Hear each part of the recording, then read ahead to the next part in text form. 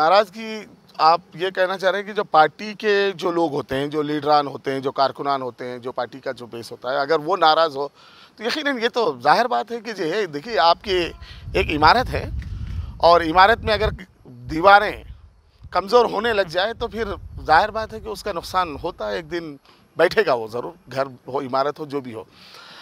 इमारत से मुझे एक बात याद आई कि सियासी पार्टियां एक इमारत की तरह होती है, लेकिन उस इमारत के अंदर हर कारकुन एक ईंट के बराबर है, हर कारकुन एक ईंट के बराबर होता है। अगर कोई इमारत बन जाए और हम ये समझ लें कि भाई इमारत पूरी तैयार हो गई है तो अब इसके बाद जो है ईंटों का कोई काम नहीं, तो फिर इमारत भी नहीं होगी।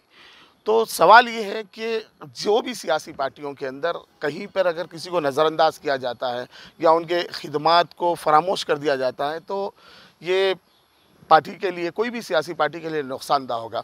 जैसे मैं आपको मिसाल दूं कि हम एक दरख्त को देखते हैं, जब वो बीज तो बो दिया जाता है लेकिन उसको बड़ा करने में, उसको वो कोंपल, उसका जो पौधा और फिर उसकी तनावर बनाने में, घना बनाने में सभी लोग उसमें पानी डालते हैं, लेकिन उसके फल पर किसी एक का हक नहीं होना चाहिए बल्कि सबका हक होना चाहिए। यही सियासी पार्टी के जो लीडरान हैं उनको भी उनका हक मिलना चाहिए। नहीं, लेकिन हिंदुस्तान में ख़ासतौर से तेलंगाना में ये इल्ज़ाम रखते रहता है कि ये एक फैमिली पार्टी है। इसके बारे में हो सकता है लोगों को उससे तकलीफ़ है।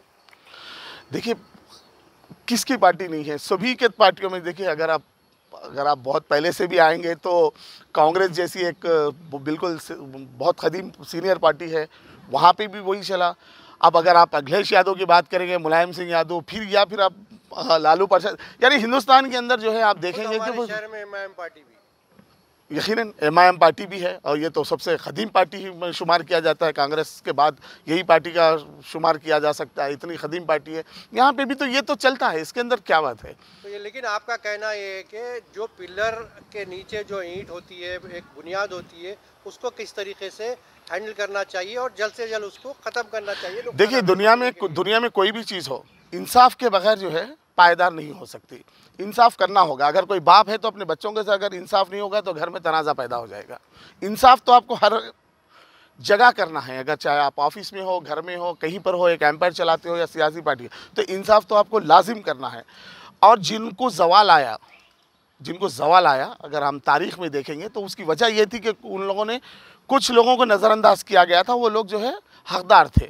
तो ऐसा ना हो, तो कोई भी सियासी पार्टी जो होती है तो उनका अगर एम्पायर खड़ा हुआ है तो उसके पिलर्स भी और उसकी जो ईंट है, उसकी दीवारें जो है, ये सब कारकुनान होते हैं, तो उनके साथ इंसाफ किया जाए और इंसाफ होना चाहिए। इंसाफ का मतलब ये है कि उनके हुकूक उनको दिए जाएँ, उनका जायज़ हक दिया जाए। अगर कोई सीनियर है तो सीनियर के हिसाब से दिया जाए, कोई जूनियर है तो जूनियर के हिसाब से दिया जाए, लेकिन दिया जाए। वरना मैं देख रहा हूँ कि अगर ऐसी नाराज़गियाँ अगर बढ़ती रही तो यकीनन ये जो है किसी भी सियासी पार्टी के लिए नुकसानदा साबित होगी। आपका मतलब ये है कि जो भी इमारत खड़ी होती है या जो भी उसमें मसाइल होते हैं सियासी पार्टी में, उसका हल निकालना और इंसाफ करना बेहद ज़रूरी है। बिल्कुल ज़रूरी है। बात करने के लिए बेहद शुक्रिया।